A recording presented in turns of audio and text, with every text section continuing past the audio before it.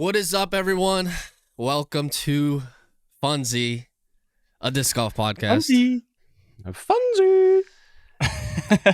I'm here with Clip it. Jay Millie. If you want to introduce yourself, and then we'll Yes, go sir. over to me and then Sajko. Hello, I'm Jay Millie. Hopefully you know me. If you don't know me, I make YouTube videos and I have a lot of fun doing it. Yes, you That's do. it. That's awesome. My name's Ben. Hopefully you know me if you're clicking on this, but if not, I also create content on different podcasts and stuff like that. This is my second podcast in the disc golf realm, and I run and own the Northeast Disc Golf Expo. Yes, sir. What's up? I'm Nathan. You probably don't know me, unlike these two. Ben likes to call me Sajko, though, so people are free to call me that. My wife hates that name, by the way, but it's gonna catch on. I think it'll be so funny, though. I like it. I do too. Honestly, I think she had like an art teacher or something like that had that name. So whatever. I make content on Instagram. I actually also just put out my first YouTube video yesterday. Yes, sir. So getting into it, enjoying it. Yeah. So Huge. as you can see, we all have in common, we're just kind of content creators making a disc golf podcast. This is the first episode, kind of testing the waters, seeing how everything flows. You know, we're going to mess up. This is not going to be perfect, but stick with us down the road. It's going to get better and better, especially once we have like events to talk about. You know, you can expect us to talk about the events and just our different journeys and lives. It's just going to be all around Funsie podcast, talking about disc golf and having fun and just like, you know, telling stories about our experiences. Ben, why is it called Funsie? Oh, okay. So I guess, so why it's called Funsie, I guess we were in a meeting when we were trying to name Staggered Stance, and one of the ones was Funsie, and I really liked it.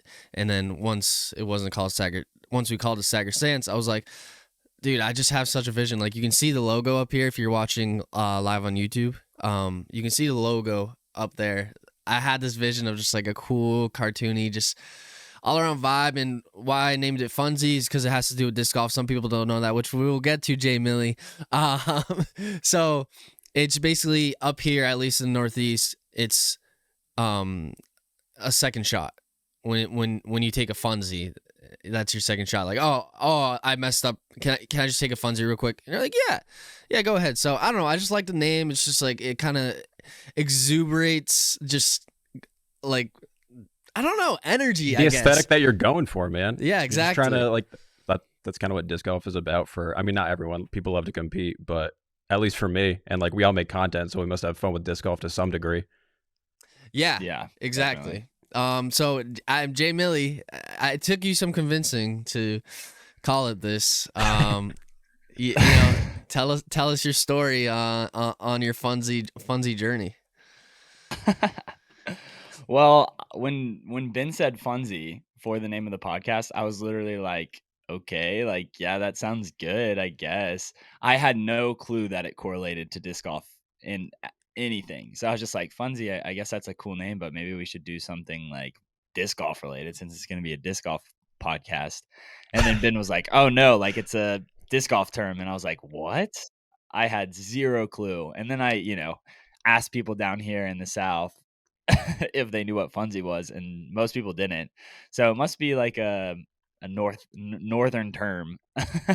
If you're listening or if you're watching this on YouTube, comment down below if you know what a Funsie is. It makes sense now that I know what it is, but before that I had zero clue. Yeah, so I didn't know that. I thought it was like a just generally accepted term in disc golf. I've always heard it called a Funsie, and that's why I went with it. You know, I just loved it. And it's for you to say I've never heard that. And I actually flew down to Texas, which we'll get to later. And I met up with Jay Millie. And no one really knew. A few Texans did know what a Funsie was and called it Funsie. So it's like hit or miss. But up here, it's just what it is. It's only going to catch on in New England and Texas, nowhere else. Literally. Yeah, we're trying It's to gonna make be huge. Yeah, we're trying to make it a thing. We're pushing the Funsie propaganda and making sure everyone knows what it is. Yeah, everyone will be yelling Funsie. Funsie. Yeah. Take a Funsie. But if you're listening, hopefully you know who we are. This podcast is going to be a lot more fun. Like, as you can tell, we're all lighthearted guys who, aren't going to be like super serious. Like, I think, do you play in tournaments, Nathan, or no? Not as much really, but I more so like to play with like my friends and family and whatnot. Yeah. Well, Ben and I play in tournaments, but we take it so unserious, and so Right. we're going to talk a lot about our content. We're going to have fun, talk about what's going on in the disc golf world. If you want something serious, this might not be the podcast for you, but maybe it will be, because it's going to be quite enjoyable.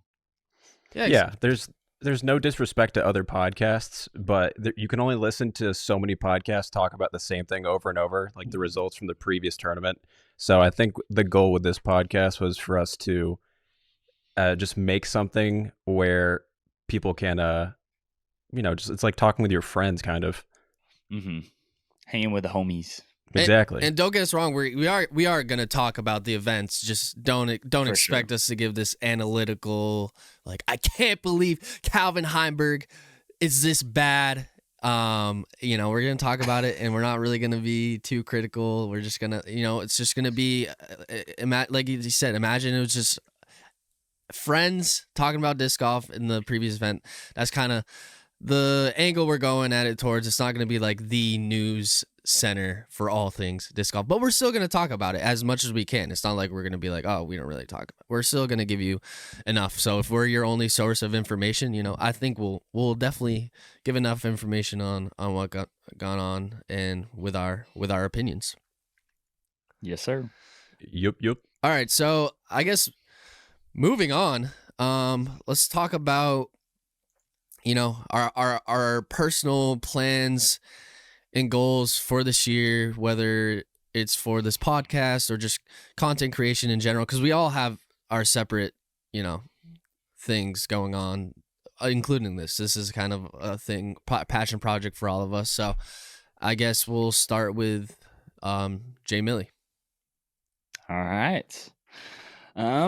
This year I've got pretty big plans. If you watch my YouTube videos, I've posted a handful of videos already this year. And over my disc golf YouTube journey or whatever, I've posted a few tournament videos. And my last video was I became a professional disc golfer because I played MPO and I cashed. And so my plan for this year is to not take it as serious as someone like Bodanza, but I'm trying to get better. I'm rated like 954 right now. And so my end goal is to be like a mid to low level pro tour player. I'm never gonna be like, Calvin Heimberg, Eagle McMahon, but if I could be like, I don't know, someone mid level to low level, I'm not gonna name any names to call anyone out. But Smart. That would be the goal. That's not probably gonna happen this year, but I'm on that grind. In terms of content, I have a really fun video coming out next week. And I have some partnerships coming up that are really exciting as well. A lot more. Well, I'm going to have some merch soon, have some more discs. And dude, it is just a fun time to be Jay Millie, a fun time to be in disc golf. And I am really excited. Yeah, I like that you said it's a fun time to be in disc golf, because it is. I always tell people it kind of feels like Silicon Valley, like in the early 2000s, where it was just kind of like, it was this like bubble, and people were like, trying to compete and do things, and then eventually, they rose to the top because they got in early on certain things. That's kind of how it feels like, just like early technology, just like getting in early.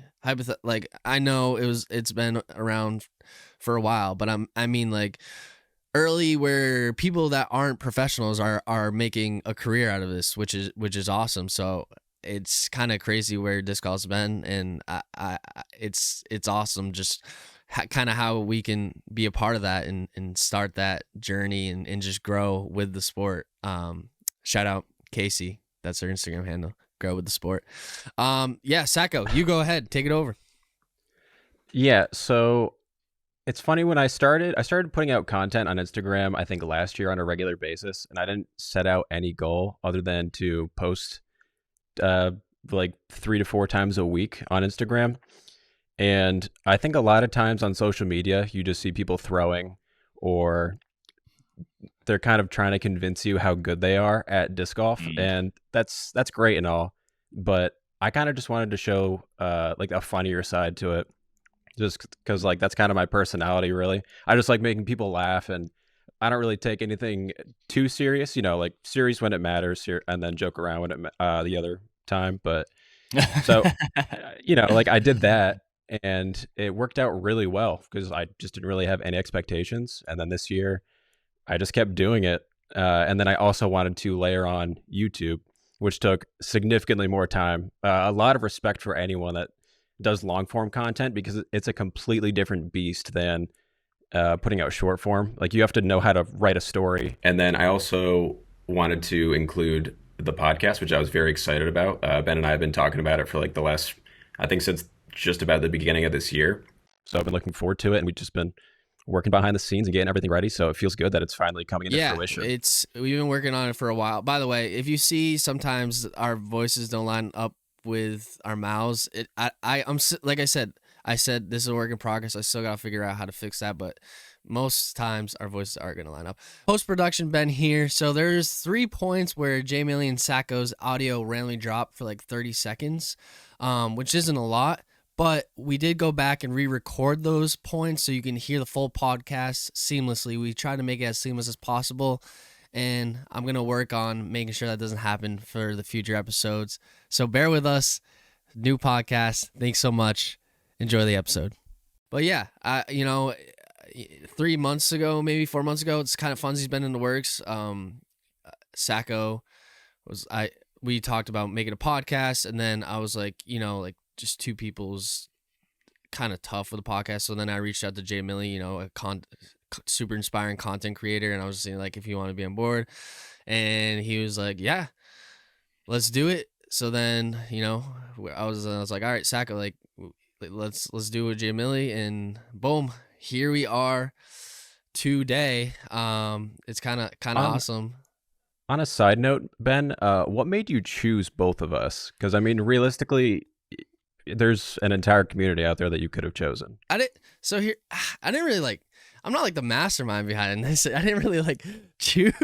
I don't feel like I choose. It was just more, I wanted to make a podcast with, I guess, people I enjoyed, which I'm not saying I don't enjoy. I literally enjoy everyone. But a podcast with, I guess, just with someone people that I relate more to, I guess, closer to their personality, that I can be more loose with and kind of let my creative juices flow and kind of go in these creative directions that I maybe don't get the opportunity on Staggered Stance. So I think that's why I kind of gravitated towards you guys. Sajko, I've always hung out with you, and we've had a good time. And then J Millie, I've just been a fan of in general. And then, we followed each other. It was I didn't talk to J Millie pretty much before this. It was just basically kind of like a cold knock, so to say. And he was like, yeah, let's do it. And then, I just want to make sure. I'm always down for a good time. Yeah, that's what I like to hear. I just want to make sure, you guys were good with doing it together, because you guys didn't know each other. And then once you guys agreed, which we can, I guess, talk about, but yeah, once you guys agreed, it was just like, yeah, this makes sense. I want to do it with 3 people, and I guess that's how it kind of came about, honestly. So I'm very excited that we can make this and just be creative with it, and as creative as I want. I guess, yeah, for what was, I didn't even know the topic I brought up. It was. So what have you been up to for this year? Like, what are you looking forward to? Okay, I'll get my Sajko glasses on. Dude, I was just gonna say, we're 1 pair of glasses away from all 3 of us looking the exact same. Just 3 hipsters on a podcast called Funsie. Yeah, literally. This is unreal. This is awesome. All right, so yeah, for me, personally, I guess I'm also more in the business side of disc golf, if that makes sense, which is why I was like I said, it was like getting in early Silicon Valley type thing, because I like I said, I run and own the Northeast Disc Golf Expo, which is the first and only disc golf expo ever, and we've done it for 2 years. So that's kind of my a good source of income for me. I guess I do own a tackle store, so it's kind of like, it's not like I'm making like crazy money with the expo, but it's definitely enough. And the reason I do it is because I'm just so passionate about disc golf and I love it. So that's kind of my plan, just growing that, and maybe doing a second expo. We'll see. Announcements coming soon. Yeah, that's kind of my main goals, is just to be in disc golf and do that expo, because I honestly love it. As for content creation wise, yeah, just making content when I feel like it for fun. That I think that's really important for me, at least for content. Like, I'm not looking to go do per se content full time. I'm just looking to do things that really inspire me and I'm passionate about. Like, like I do the challenges, like giving away $20 or $100 for an ace or something like that. That's just fun to me, and it honestly makes me feel good that I could donate to someone basically just for being my video. So that's always awesome. So yeah, just passion projects like that. And then I guess similar to Jay Millie, I just want to get really good at disc golf. I guess that's the root of all of this, is that I love disc golf a lot and I love playing it, and that's why I've done so many things within disc golf. But at the end of the day, like, ideally, if I could do all these things and then be really good at disc golf, that would be like chef's kiss. Even if it's local pro, where I can do A tiers locally and compete, that'd be my goal. I try to work really hard towards it, and we'll see what happens. I've been playing for 3 years now, and I like 932 rated, so it's nothing like crazy yet. But I'm working hard, and all around just very grateful for what disc golf has brought into my life. 3 years ago I didn't even play or really even know about it, and now it's what I eat, sleep, breathe, basically. So it's just very exciting time for that. Yeah. Yeah, boy. Wait, so Ben, did you start in 2021? Yeah, so April. I think it's about to be like my 3-year anniversary. I gotta see when. I'll give you the full backstory. So like from 2015. So I live near Maple Hill. So from 2015 to 2017. What a flex. But we went to. I don't know how I really got into it, but my buddies just got into it, and I only had 3 discs. I had like the Dick starter pack. I actually have one of the discs over there. So where's like a super lightweight DX Blackbird. From 2015 to 2017, I maybe went like 10 times just for fun. I was terrible. I have footage of it, and it was really bad. So it's not like I got good. It was just kind of like a fun thing to do. And then I went to college and didn't even really like disc golf. I remember telling my friends, they were inviting me like in like 2020. I was like, no, like I'm all set. And then in 2021, my buddy went and he posted it at Buffinville Dam, and he was like, it was randomly playing, and I went, and then I got hooked just like that. I don't know why. I still had those 3 discs, only those 3 discs. So it was like I still used it, but then all of a sudden I was hooked that time. It was really, really, really, really, really odd. And I actually have a pretty cool story to tell, kind of how I got involved with Staggered Stance, I guess, or Nick and Matt Show, you might know it by. It's because Matt Graham, he used to be a youth pastor. So every Wednesday, for one summer, I used to go to his church program, youth pastor. It was super fun. Matt's super charismatic guy. So it was just like, I don't know. It was just like, we just gelled well. Even when I was like 13, I was just really like looked up to him and liked him a lot. But the reason I went to his youth group for a while is because we randomly got paired at Pyramids Doubles League. The first time I've ever been to Pyramids Doubles League, I was garbage. This is probably my like 4th time playing disc golf, 3rd. And I go to Pyramids Doubles League and I get paired with Matt Graham. And he's super good sport. He's probably bummed that he got me inside now that I think about it. But because we weren't gonna cash, that's for sure. But he invited me to his youth group, and then I just kept going and going, and I had super awesome time and got to know his friends and family. I even went with like my best friend once, James, aka Nick Carl's cousin, which we will have as a guest on the show. And then yeah.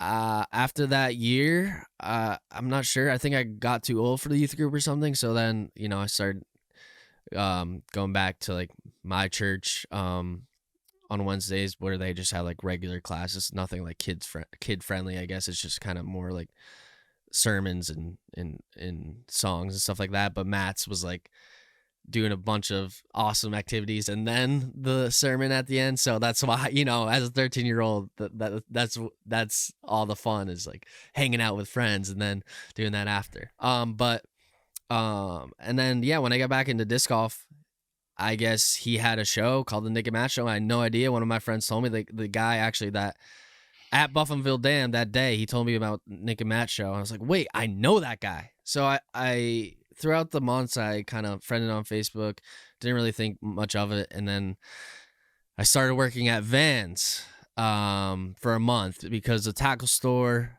this is my only source of income at the time, the tackle store. And during the winter months, it's dead. No one's buying freshwater fishing. If there's no ice, it's also dead. So I decided, just supplemental income. I got a seasonal job. I did it before at UPS. And on the commute to Vans, I started listening to Nick and Matt Show randomly. And in that commute, one of the episodes, he says, he messes up. He's like, we're going to need to hire an intern soon, man. Like, just joking. And then I reached out to him, told him my qualifications, told him like, I've made contact before. I've created a podcast. I actually did at that time. I had like 3 episodes, one with the basis of Incubus, who is also my name, Ben Kenny. Yeah. So that's basically how I got involved with the show. I know it was a long story, but I just really like telling it because it's kind of just like very coincidental and kind of honest.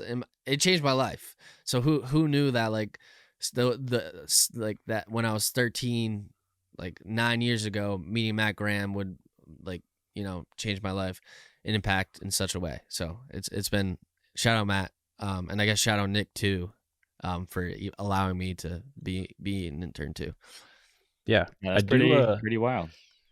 I do find it interesting, like the more that I look back on like my life, like you mentioned that with yours, which is like how things worked out. Because I never understood the kid in high school that was like, I know exactly what I'm going to do. I'm going to go to college for this, and then I'm going to become a doctor, and then I'm going to buy a house.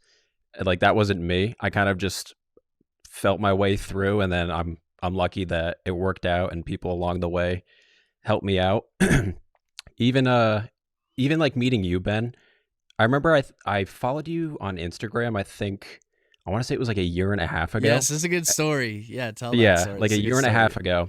And then I'm pretty sure it was either that day or the very next day. It was that day. I happened to go to Marshall Street, which if you don't know is like a really good local disc golf shop.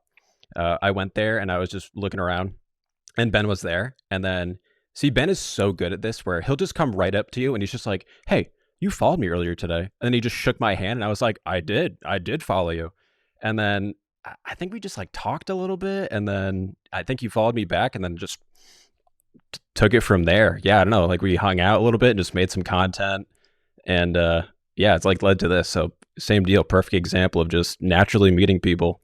Yeah, and I remember like one of the first videos I saw from you, why I knew you, and then you followed me, it was with Kiara, your wife, blind feeling discs. I feel like that was like. Do you remember that video? I feel like that was maybe one of your first like popping off videos for you, if that makes sense, where it kind of got shared around. That's how I saw it. Maybe it was like disc golf bra. Do you know the video I'm talking about? I don't think I do, really? But where she's like blind feeling. Oh no! Wait, I gotta remember. I thought it was like she's blind feeling discs, or oh no, I'm pretty sure you were in pyramids. and you made a video or something. Yeah, okay, yeah, I do recall that. Yeah, I do recall that. It was something where my wife and I, you kind of like choose a disc for each other, or like a few different discs, and then they have to like blind feel it, and they choose one, and you buy the disc for each other. I knew it was a blind element. So that was it. So shout out to Disc Golf Bra, because they did like a really cool bracket last year, and I feel like that's kind of what allowed me to like reach a wider audience with the content that I was making at the time, because then that's when like in the bracket you're trying to like get to the very top and win against all the other like people that are on Disc Golf Bra.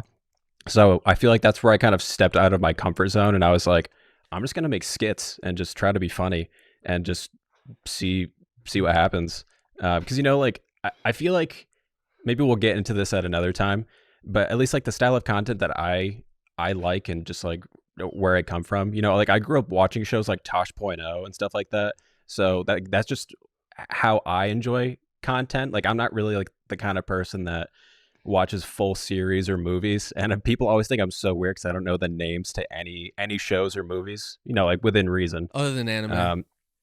yeah, exactly. So yeah, I feel like that's just where it came from.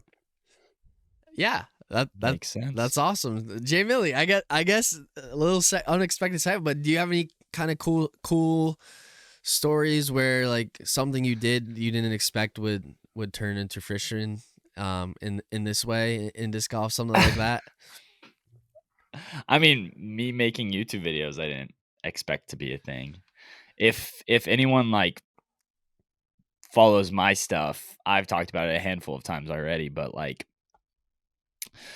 I've always loved YouTube. I used to watch YouTube back in like 2013, 2014. I was a big PewDiePie fan. And back when YouTube had the like old television logo when it was an app. But I used to watch just so much YouTube. Dude Perfect, all of the OGs. Way back in the day. And so I've been the biggest fan of just YouTube in general for the longest time. And so I wanted to make a YouTube video forever. But, it takes a lot. Like it's a lot of time and effort, and I wanted it to be quality. And so one of my 2023 New Year's resolutions was to make a YouTube video. Just do it, make it. If you don't like it, be done, And so I was like, what should I make it about? And I kind of had two options. I was either going to do disc golf, or I was going to do like Bible stories, like do an in-depth look at a Bible book or interesting Bible stories or whatever it may be. But around that time, I was getting really into disc golf. And so I just decided to move forward with disc golf. And then I made my first disc golf video and I loved it. And I was like, okay, cool. So I kept doing it. And then I guess it's kind of weird. Like I said, I made my first YouTube video, but it was a short. It was like a vertical format video. And I didn't make my first full length video until May. And that took me forever to do. And I posted it and it got like a couple 100,000 views, which is pretty nuts in my opinion. In the disc golf space. Dang, dude. And so I was like, what the heck? And it was just so random. And then I was like, okay, well, I guess I'm doing this thing now. Yeah, I was about to say, like, your rise to success was like, boom, like immediately. It was kind of cool. It was like, oh, I'm gonna post my first video. Oh, millions of views later. I'm gonna post my third short, millions of views. So it's really cool. It's like you were meant. But I honestly think that attributes to, I guess it's a good lesson. Just like you had quality content, quality editing. So if you want to make it, I guess that's my advice. If you want to make it in anything, even if it's as small as disc golf, we're not making millions off this like PewDiePie or whatever, but it's people want to see quality, want to be captivated. So I think right off the bat, you kind of knew where you were doing, right off the bat. And I think that's really why people resonated, because we didn't really have something like that in disc golf, where it was just like a story to tell. At that time, it was mostly like, here's a disc, I'm gonna review it, or challenges. Yeah, or I'm gonna let's try and throw tills only 9 holes. It wasn't like, what is this? Why can I crush up this disc and stuff like that? And then it keeps people. I think what you did best is it keeps people engaged that aren't disc golf fans. I think that's why your Aerobi Epic one got like super viral. Even your first YouTube video super viral. It has like 300,000 views, right? I think it's because, you know, that thumbnail, you were just so creative with it. It was simple, but it was like, wait, I've never seen a disc like this. I don't know anything about disc golf, but this is interesting to click on. Yeah. It definitely had, I mean, kind of the whole pillar of my channel is like, I want my content to be viewable by people who don't play disc golf. You know, like there's been a handful of videos where it's maybe a little bit more niche. So it might be a little hard to understand if you're not a disc golfer.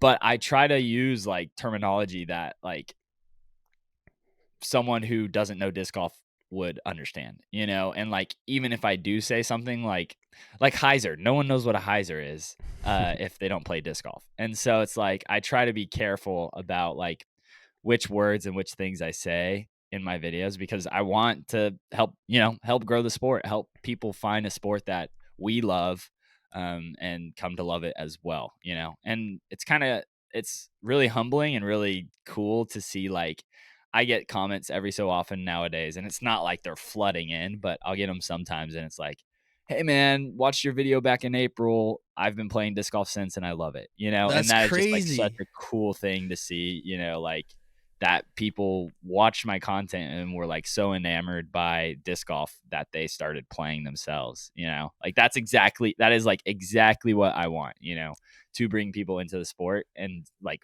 help them find their love of disc golf as well, because it's such a great sport, so low barrier. You know, like you can be as good as you want or as bad as you want. Just have fun, enjoy it. You know. Yeah. I wanted to ask you guys a question. Go Why do ahead. you feel like you make content? Because sometimes I think about this where you know, like I would say we all do this because we're probably like creative. Why are we not content just playing disc golf? Or my buddies would be like, "Yo, you want to just like go online and play video games?" And a lot of times, truthfully, like I don't. So, is there a reason that you feel like you want to make content? Because if I don't know about you guys, but if I'm just watching TV or something, like I can't do that. I'm losing my mind. hmm For me, this has honestly been something I've thought about a lot. But first off, the whole reason that I like wanted to step into the space was like you guys said, it was just people playing 9 holes or 18 holes or doing Yep. challenges or whatever. And like I consume so much content, and I was like, dude, like this is not the meta anymore. Like YouTube is different. Like, yeah, that works. That's good. And I enjoy it. Like once I understand, like know who the people are. But I wanted to like do something that was like, I wanted to be a YouTuber who made disc golf content. I didn't want to be a disc golfer who made YouTube content, if that Right. makes sense.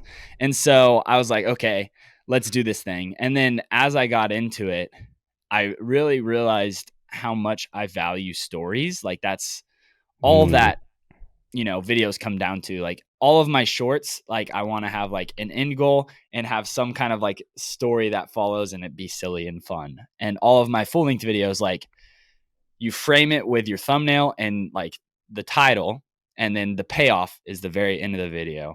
And like the more I do it, the more I realize how much I enjoy just telling stories in a compelling way. You know, most of mine are silly, but eventually one day I'd like to make videos or a video every so often that people watch and they're like, oh, shoot, Jay Millie's got some depth, you know, like he made me feel something when I watched that. Like, that would be so sick. Like if I could make a story that's compelling enough that someone's like, "Oh, let's go." You know, that's awesome. I enjoyed that. Maybe I cried a little bit, you know. mm, And I just it's so great to flex the creativity part of your brain, because society nowadays is all about consuming culture, not about creating culture.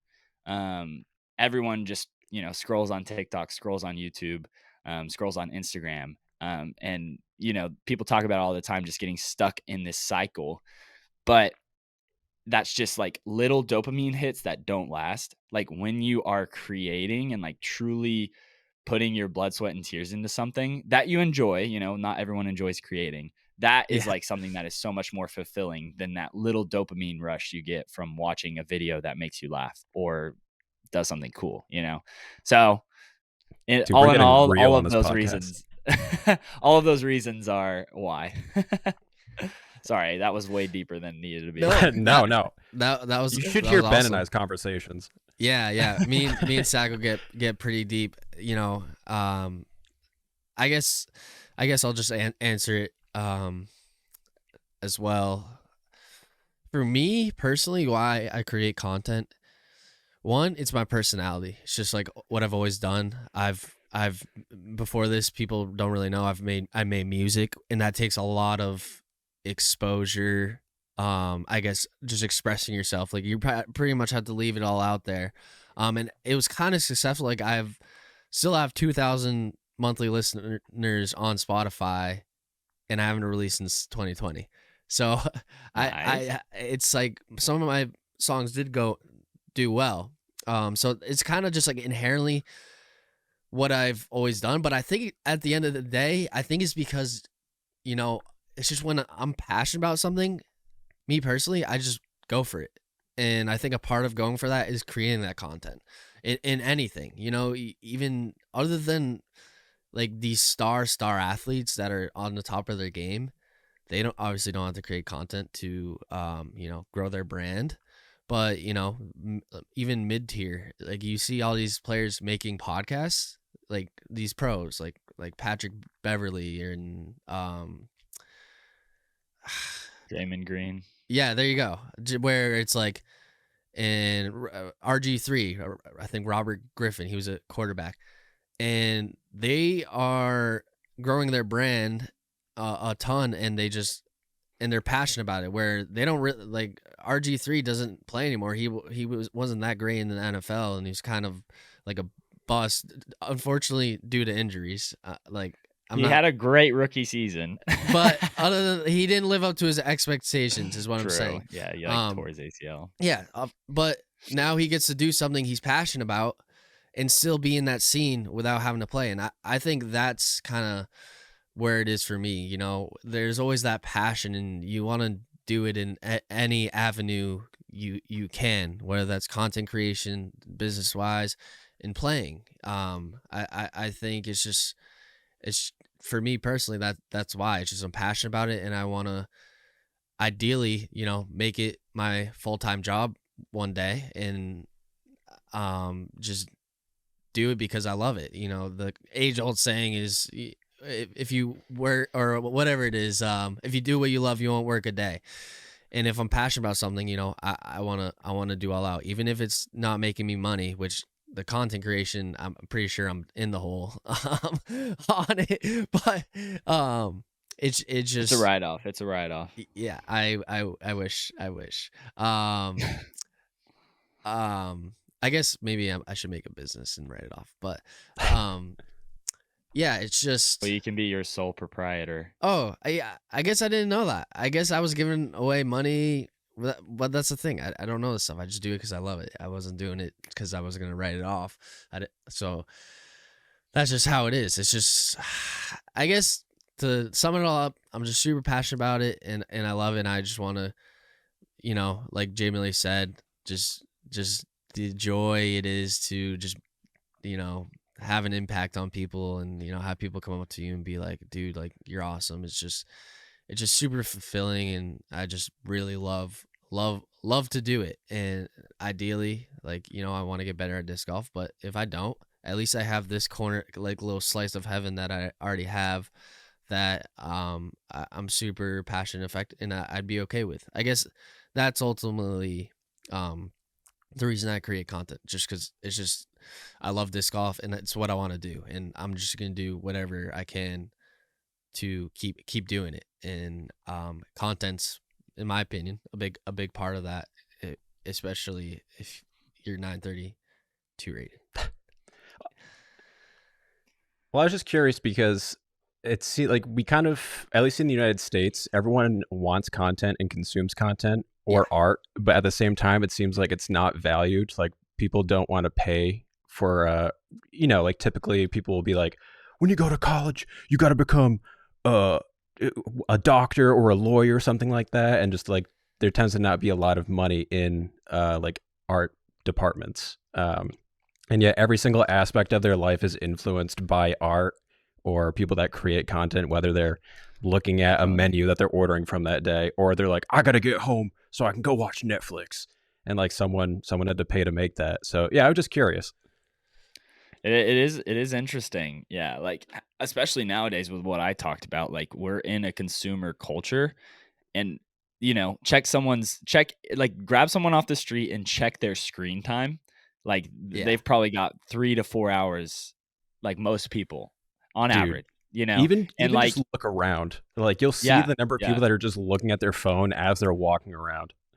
and most of the time that's like dealing with social media, and not, like a lot of that stuff, a lot of the stuff they're consuming was made for social media intentionally, not just like, they're not only scrolling Instagram and watching or like seeing their friends, like most of the time they which I follow hate. people. Which I hate, by the way, how Instagram gets me. I don't even realize these aren't even accounts that I'm following that I'm looking at anymore. It's like I wish I could just mute everyone that I'm not following.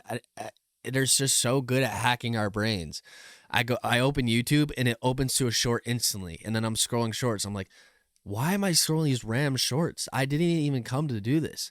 It's just crazy how we can get into a lot of stuff with that. I think that'll be a full episode all on its own that we can tackle. No, it can be a full episode, man. Maybe we can say that. Well, because I know your buddy. You so you show up in these viral shorts. People probably don't know your buddy Cohen is an ice cream guy, and Jay Millie. I'm just watching one day, and it's like, oh, we tried the greatest ice cream in Alaska, and Jay Millie's there just doing a jig with this guy, and I'm like, is that Josh? Am I seeing double? And I think he does, like he said, a good job just like getting that interest, hacking those people's minds. Like, oh, like he gets you hooked, and then you want to see it through. I think he does a great job at that, and he found a cool little niche, little ice cream. What Ben is talking about, if you don't know, is one of my friends. His name is Cohen Thompson. He's one of my great homies from college. He makes short form and long form content primarily about ice cream. He does he tried all the flavors of Bluebell. He went on this road trip last summer where he went to all 50 states trying to find the best ice cream in America. And I'm in a lot of his videos because we're good friends, and he enjoys making videos about as much as I do. So one day, like a couple weeks ago, Ben texted me and was like, dude, are you friends with the ice cream guy? And I was like, yeah, he's one of my best friends, he lived here before I got married and my wife moved in. And so we're like besties. Yeah. Like this. So, well, we'll put that in the kind of like the archives. We'll bring that back up, just like talking about, because I think that's interesting, and that's kind of why we set out this disclaimer out front, because maybe we do have an episode where an hour is just talking about the content creation engine, and it'll have to do with disc golf because we're disc golf content creators, but maybe that's just how it's going to be sometimes. That that's what I'm saying, our creative freedoms, we can just pretty much talk about whatever we'd like. So yeah, if there's a rabbit hole, like I think it's okay if we go down that sometimes within reason. Like that's just how a conversation works. Yeah, definitely. For sure. All right.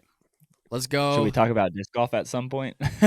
Yeah, we'll talk about kind of Jonesboro look ahead towards the end. I guess. Do you guys anything you want to talk about, and where I can move on to the next thing? Should we? I know before we started, should we mention that how YouTube is like a different beast? Or oh yeah, is that we can do that. Yeah, I mean, I'll just say my Reese part, because Jay Millie is obviously like a million times more successful in the YouTube, okay, not necessarily in the YouTube sphere than both of us. So I can kind of, especially me. But hey, you just started, which is a beautiful thing. So just keep working at it and just keep creating captivating content, and That's what I'm saying. Like that. That's why I just love content. It's just like, it's literally just our passions that we'd be doing regardless. We get to project to others, and people enjoy it. I think that's what's so special about it. But to me, why YouTube is such a beast, and Jamie is gonna like attest to this more because I know this man takes like over a whole work week to edit, like 20 to 40 hours. It's just because it's not like that short Instagram short, where it's just like, oh, I have an idea and you can clip a few things, like you kind of experienced this recent Sajko. 30 minutes of footage could only mean 2 minutes in YouTube land. And right. And so should we preference first, because I think we started talking about this prior to us going on air. Oh yeah. So yes, go ahead. I've been making like Instagram reels for the last 2 years, and then finally decided to dive into making my first YouTube video. So in doing that, there's just a huge learning curve, and it takes way more footage and effort. It's just a completely different beast on its own, where you have to know how to like create a story, wherein like short form content, like I would describe my content as just ADHD, just constantly like changing things all the time. So translating that to YouTube is so much more difficult. So yeah, we can go in more in depth now as like the differences. Yeah. By the way, Sajko, I like that judge. You should do every episode a different disc of the day. I don't know if that was your intention, but that'd be cool. Little. Oh, actually, I can actually show it off, because when my wife and I got married, we did little stamps, and oh, that's awesome. Yeah. Sack that's attack. Really yeah, that's awesome. Oh wait, yeah, I just realized I'm dense. I can see why Kiara doesn't like Sajko, because it is now her last name. I didn't even put 2 and 2 together. Anyways, so just to go off what I was saying previously, I think it's such a beast because, on Instagram, it's short form content. It's easy. You're not paying much, I guess, to just watch a 30-second video. It's like, all right, next. But on YouTube, you have to choose which one you actually want to watch, and it's super long.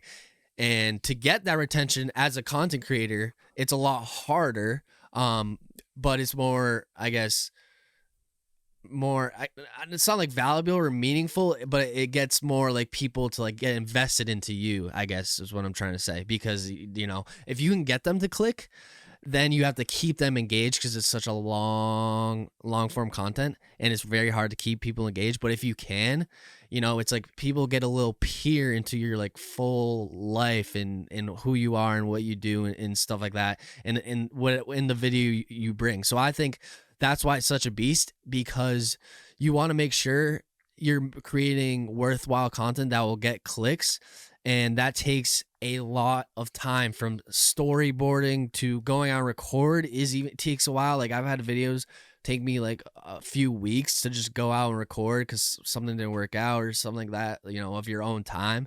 And then the editing process to make it really good. And that's why I'm going to pass it to Jay Millie after this. It takes a long time, where it's like, a 15-minute Jay Millie video could have taken him, 20 to 40 hours to edit. But yeah, Josh, if you want to go ahead and well, before we like go into that, I just want to say it's not like we're complaining about YouTubers being like, oh, YouTube is so hard. It's like we all have day jobs, so yeah.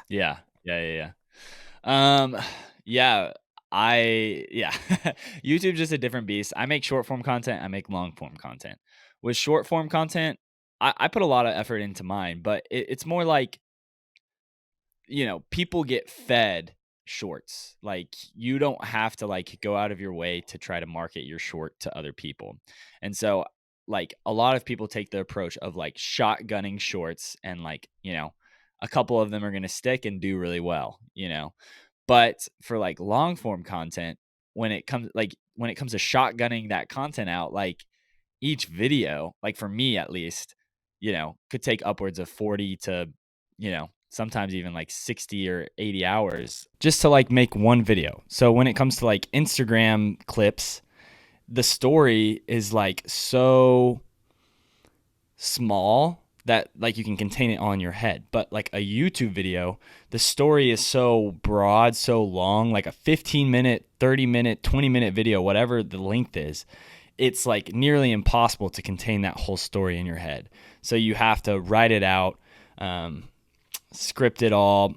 When you're in the edit, there's just a million things, and it's much harder to come to like, it's much harder to put together a cohesive story for a YouTube video than it is for like an Instagram, because you don't want to like make a YouTube video that's just one shot of you for 30 minutes and then post it. Like, some people can get away with that, but that's not me.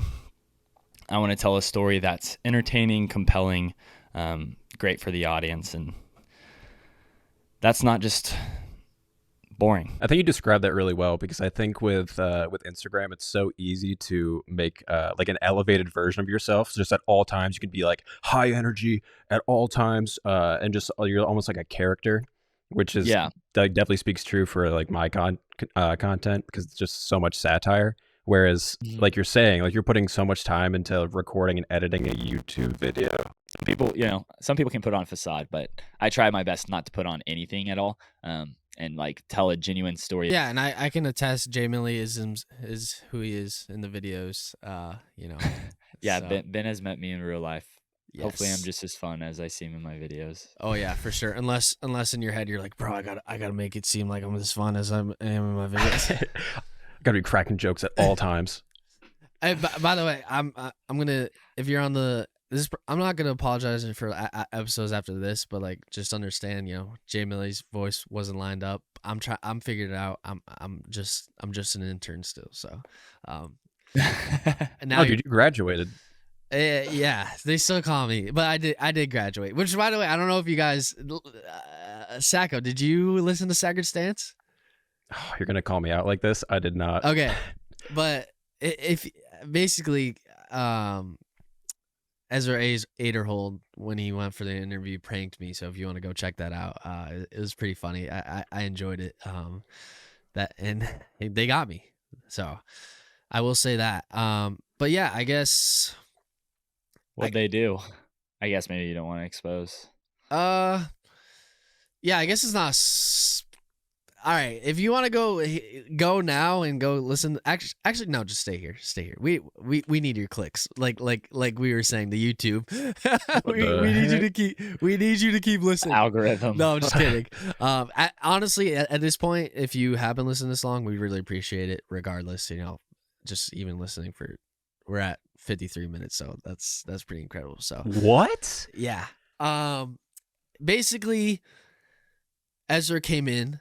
And it was my first time leading an interview, like in this way, where I was like, hey, welcome, Ezra. And I asked him all the questions because, when you have 5 guys on a sort of roster, it's kind of, you got to divvy it up. So we game planned this all beforehand.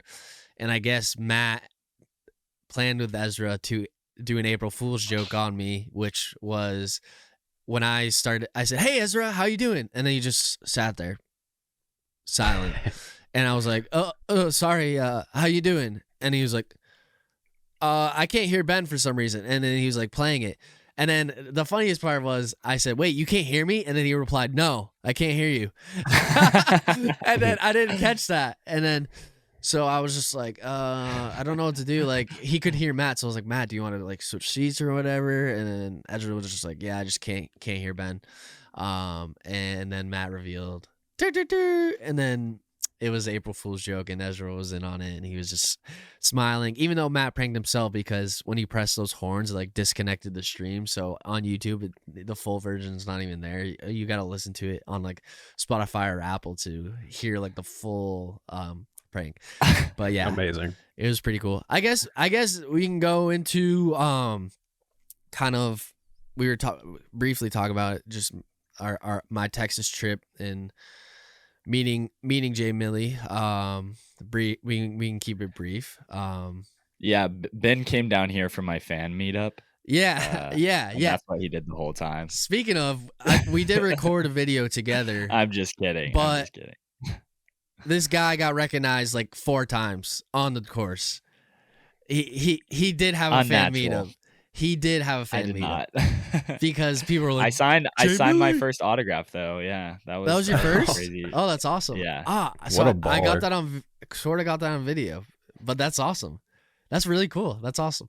It was crazy. So yeah, it wasn't like 4 times that was over, but he got recognized like once, and then the next hole by a different person. Then the person that recognized him on the hole before, like caught up to us and then said, "Sorry, man, like, can I get out?" So it was really cool to see.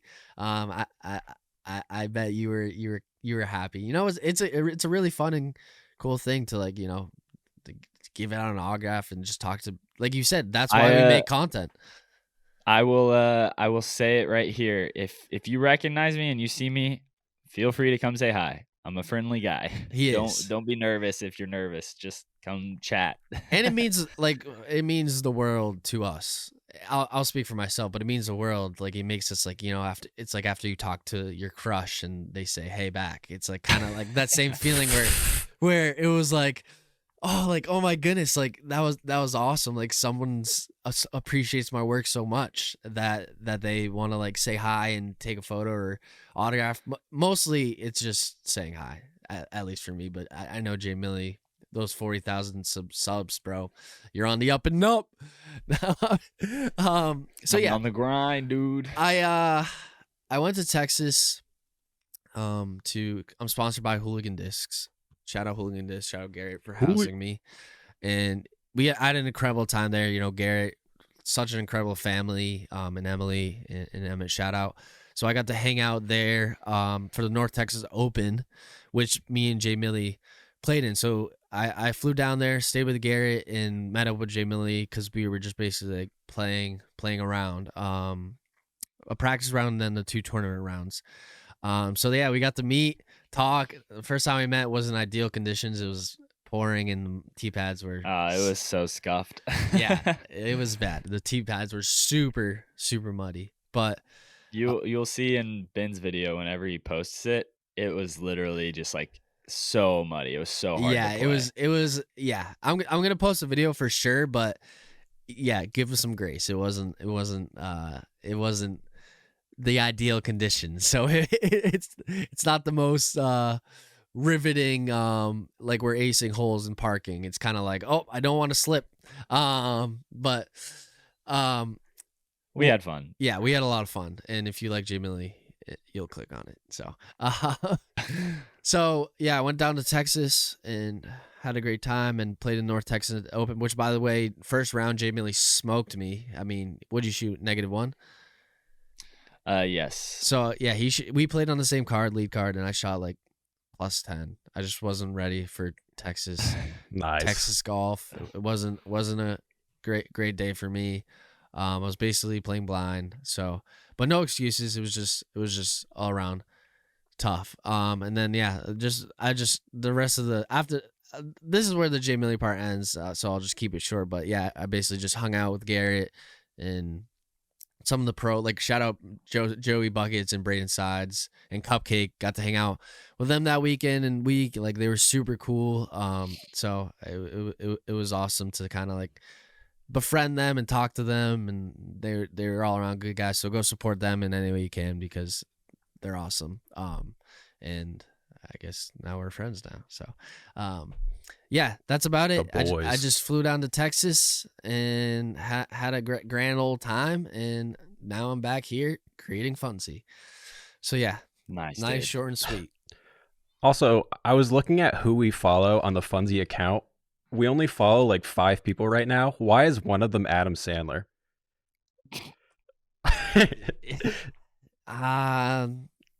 Well, you ruined the surprise. No, I'm just kidding. Welcome in our guest, Adam Sandler. Yeah, okay, everyone. No, we have fun here. No, I don't know. I just like doing those weird little kind of cryptic, funny little things. So it was just like following you guys, and then Adam Sandler. It's just fun. The reaction I want is the reaction you just gave me. It's just like fun. Like, why is this account following Adam Sandler? That's why. That's literally. It's just like a silly little thing, little Easter egg. Well, you already pointed it out, so it's no longer an Easter egg. I just blew up our own spot. Well, I was just wondering because I was waiting here. I was here like a little early, and I was like, let me just check out the account. And I was like, oh, like who do we follow? I'm like, Adam Sandler? Yeah. So Adam Sandler. Yeah, it's just, I don't know, literally no reason at all. Yeah. That's legendary. Absolutely. Love it. So do we want to, with like the last part of the show, we want to get into Jonesboro? Look ahead. Yeah, dude, let's do it. Let's do it. So, I mean, do you guys have anyone else want to kick it off? Take the segment. Anyone watch Jonesboro last year? I know I did, but I'm just curious as if anyone wants to take off this segment. I mean, it was awesome last year watching Cat Merch. There you go. Just probably have like the most emotional win of all time, or at least recent memory since like I joined the sport. I mean, it's hard not to root for like the locals, like her, and it's, you know, Kevin Jones has obviously been struggling, but you still love to see him on lead card every year that he's there, and you root for him.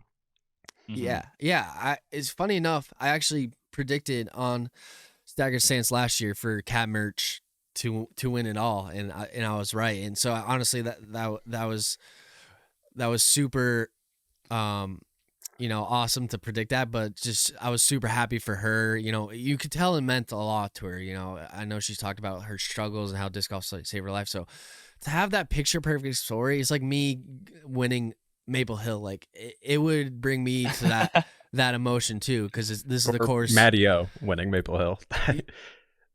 Like that storyline of just being... yeah. But I was just saying, because I literally live 5 minutes away from Maple Hill. I'm just saying, if that were to happen, I'd be that same emotion. So that was super cool. But also, side note, allegedly, Cat Merch has been in my house. I'm not sure. What? I'm not sure, but she allegedly has been in my house at one point. I wasn't here, so I don't really know. But she's been in my house, so Cat Merch, I hope you enjoyed your stay. Yeah, what? Like just dropping that bomb. So I had Ezra and Kylie Robinson stay at my house during MVP Open, and they just messaged me if Kat and Nico could come over for a little bit, and I wasn't there. So I didn't pry. I was like, so did they come over? Because, like, you know, it's not like that big a deal. But I just thought it was funny that allegedly Cat Merch has been in my house, and I'm a fan of hers. So I just like saying that fun little story. Cause kind of random, kind of quirky, but it's just funny. It's hilarious that, you know, that is freaking hilarious. That is just like, because you guys were like, what? Yeah. And on the MPO side, we had, you know, Calvin winning last year. Was that the playoff with Paul? I believe so. I believe so. Oh no. That was, yeah, so he won it back to back. He won it back to back. I don't know, what do you guys think? Oh. He hasn't really shown up this year yet. I mean, one of the noteworthy things that he did last year was that insane sidearm. Do you remember where he like parked is it like hole 15? I'm not even gonna like try to imagine what hole it was, because I'm gonna make myself look so dumb. No worries. But that was like one of the top shots that like the Pro Tour was showing for like top shots from the event. And I mean, he can't throw sidearms right now. It's not like he's known for his sidearm, no, but obviously it limits him. It's a usable sidearm. Honestly, I think it's an underrated sidearm. The way it comes out crisp, like kind of that flat to overstable. I think it's very underrated. It's just because he does backhand so much and prefers it over the sidearm that I think people think he has a bad sidearm, but I don't think that's the case. I just think he has a great backhand. It's kind of like the Simon sidearm. Like, he doesn't do it, but then when he breaks it out, he's just like, "Baka!" And you're like, dang, okay. Yeah, Simon's little chop. Yeah. That's awesome. So I guess what I guess for a look ahead this year, I'm curious to see how the course has changed, because, you know, we had James Conrad shooting 17 down at a Pro Tour event at Jonesboro. Given people say like the course is attackable when there's no wind, but still 17 down on a Pro Tour course is pretty insane. So I'm curious if they're just keeping it the same because they're expecting wind to come into play because it is a little tougher to win, or if they're just gonna be like, no, we gotta change a few things. Like they absolutely shredded the course. So because I know a lot of like pros kind of each event has its own characteristics. Like MVP Opens, like super technical, tight, wooded. Same with Northwoods or Ledgestone, I guess. Well, Champions Cup this year. Ledgestone's gonna be different, but so it has a characteristic. And I feel like Jonesboro, at least to me, is kind of like in that. It's like Idlewild, but bomber, if that makes sense. Where it's like, you know, these pros are expecting to get these birdies and they need to get these birdies, but it's a little more longer distances and open for them to get these birdies. So I think that kind of in my head, that's what Jonesboro is to me. Just like it's kind of like a birdie or die course, but it's a little more finesse on like distance and getting into the right spots and stuff like that. Because, you know, there's like holes that it's like if you throw 500 feet and get into a good spot, it's like an easy chip, but you still gotta throw 500 feet and get into a good spot. How do you guys feel about scoreable courses? Because I feel like it's popular to dislike them for some reason, and everyone just calls it a birdie fest. Like they'll hear the pros say like it's a birdie fest, and then they just repeat that opinion because a pro said it. Like me personally, I don't mind that. No, like, but I want to see another perfect round. I kind of do too, honestly. Like that doesn't bother me, but I don't come from a golf background, so maybe that's why some people get upset about that. You know, like what do you guys think? I'm in the same boat. I don't come from a golf background. Like what essentially got me super hyped about this sport is the first 2 YouTube videos I watched on disc golf was Paul shooting perfect. That's a cool story. Yeah, and so like those are the videos that got me like hyped about it, you know, got me super stoked. I was like, sick, dude. This guy literally birdied it. Well, he didn't birdie every hole, but he averaged a birdie on every hole. And like, you know, honestly, and then like when I started watching pro coverage, like I was like, this is cool. But like when I would get super into it was when like someone was like 5 through 5 or 7 through 7, or I was at Waco last year and Joel Freeman was like -12 through 12 holes. And I was like, what the heck is happening? You know, like I gotta go fight Joel, you know, like that. Honestly, like that is like one of those things that I am just like, for me, like the idea of shooting a perfect round is just so cool that I don't know why we would remove like the ability or like even just like tangibility of it, you know? I don't know. Like James Conrad shot -17. Like people remember that, but if he shot -18, that's when people would be like, James Conrad, wow, you know, like he was so close, but he didn't do it. Historically, at least the 2 times Paul has shot 18 down, the course has changed the year after. Whether like I know at Waco they like changed the pars, so like a par 5 became a par 4, and then at Deglow they probably changed the holes to make it a little more difficult. So historically, that's kind of like I think it's just a pride thing as a course designer. It's like, bro, they just shot perfect.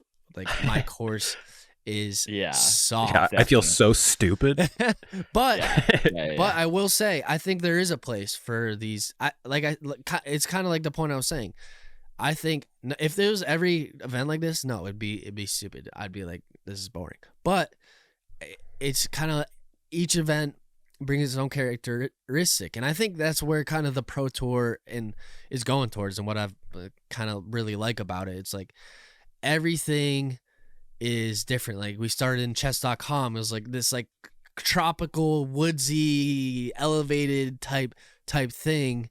And then we went over to Waco, like a kind of a shorter course, like pretty much a must birdie. And then we went over to Austin, a more open kind of birdieable course. And then Texas State's, which was, I don't even really recall Texas State's too much other than, you know, Barella shredding it. There were some really hot rounds because Barella went 16 and then I think Gannon went 15, so I think it was pretty attackable. Yeah, so I guess Texas is kind of hard to have if you're in one state the whole time. It's hard to have variety. But but I know Jonesboro is kind of like a breath of fresh air, at least for our fans, where it's like you're gonna see something a little different than that's been on the tour so far. So I think that's what I think the Pro Tour is going towards. They're going towards events that can hold a lot of fans, so they can get a lot of spectators there, but also just with that variety and accommodations, I guess. Like they're going toward they want to make it as most professional. This is just the growing pains of the sport. This is like live disc golf hasn't been around. Like I'm pretty sure in like Matt Graham would know more, but like 2016, 2017, like maybe it's like maybe one event and it was like not great. I don't know I don't know the exact year, but it's around that. But to now, like how it's basically like TBS, like it's kind of crazy how much we've grown in the short amount of years. Even like I've been here since 2021, so I've pretty much always had live coverage, which is crazy to think that just like a few short years ago there really wasn't any. Like I know I was listening to a podcast with Terry Miller, how he was like one of the first to do it at first, and it was just him and JVD maybe trying to do it all. Now they have a whole crazy team, so it's very exciting, kind of the direction Pro Tour's going. So are we giving picks? And do you have any viewer submitted questions for the end, Sajko? I did get a couple. They were mostly directed at me. Okay, we can do it at you, but let's just make it a thing. So if you, we'll do it at the end, but we'll explain more. But yeah, let's go with picks. Let's go with picks, kind of to cap it off. And next episode we'll talk more about what happened at Jonesboro. Like, well, it'll be more disc golf oriented. This is kind of just like this is who we are, what we do, pilot episode, as I was saying. But do not be afraid. We will talk about disc golf pretty much off the top of every episode of the event and what's going on and the news. Anyways, yeah, Jamie Lee, go ahead. My picks. Okay.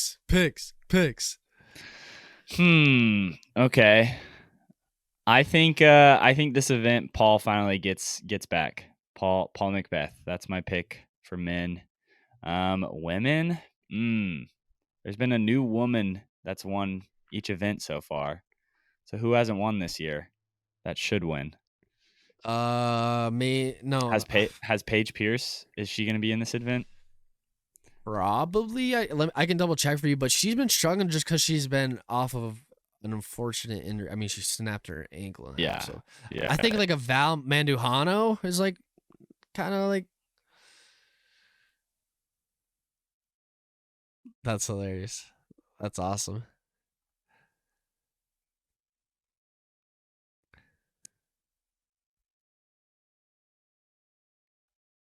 Yeah, that's actually a good point. Those are kind of hot takes right now. That is a great point, where it's like Paul's been struggling, but also it's just injuries. Like I'm not putting anything against them. Paul. Yeah, both of them have had injuries, so it's kind of hard. It's very. This is the event, Jonesboro. Both of them making the comeback. So, I'll go. I like I said, I'm a Cat Merch fan. I kind of think she just like. It's just herself, which is awesome. Like she's unapologetically herself, and that's why I'm a fan of hers. And I think that's why a lot of people are fans. So I'm gonna go back to back. This event means a lot to her. She's gonna focus up and do whatever it takes to make it done. I think she's gonna get that extra power that she had last year, because it was her home course. And then as for MPO, this is kind of a hot take. I don't know why I'm doing it. But I feel like it's Goose's time.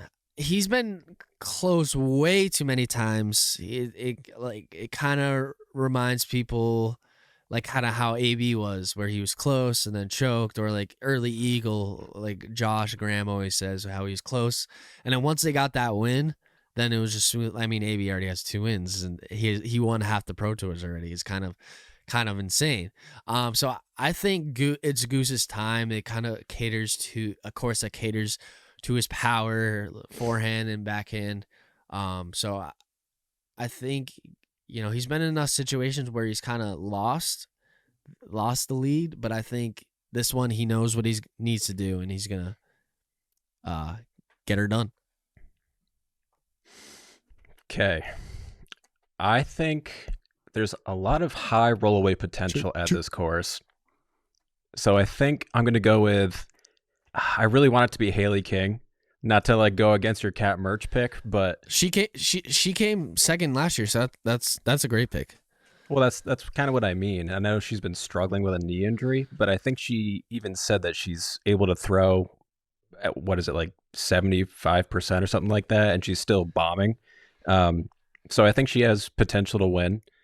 And then for MPO, who do I want to pick for MPO? I kind of want to pick like Isaac Robinson. Like I just want to see him come back because I know he's been struggling the entire beginning of the season. Kind of like maybe kind of an odd choice for this course, but I would just love it. Yeah, I think you'd be correct. I think it is kind of an odd choice, but his but he came in second last year, so it's not unheard of. He can definitely win, but I think just when I think of Isaac Robinson, so he came in second. This is off of his Champions Cup win. When I think Isaac Robinson, last year he struggled the first half of the year. So I think that's I have that like bias where like he's still in that struggle mode. They haven't really gone to the courses that he's dialed at, and that's kind of like in the mid to later. Like we saw Smuggler's Notch, he shredded it apart because it was just finesse.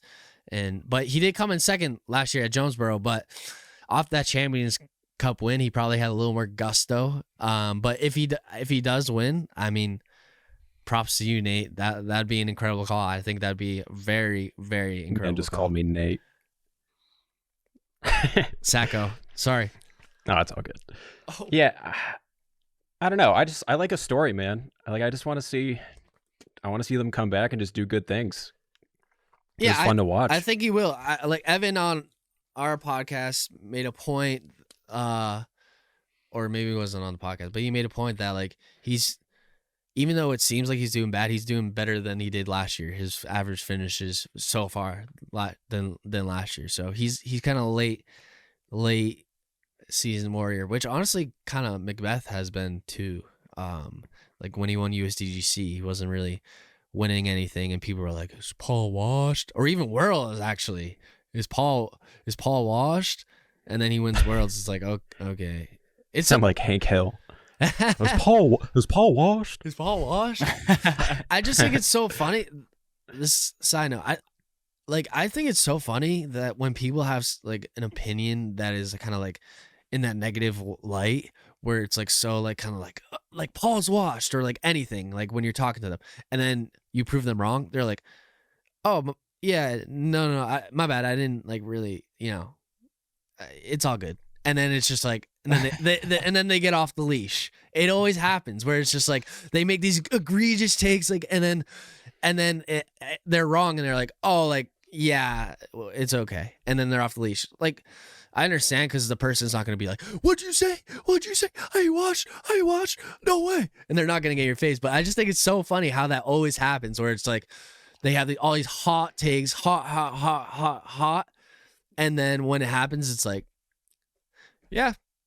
Are they actually hot takes though? Because they're kind of just like I talked about earlier. They're just kind of like repeating what other people say, and they're like, I don't know. Yeah, no, but saying Paul's washed at that time when he won World was like a super hot take and super popular, I guess what you're saying.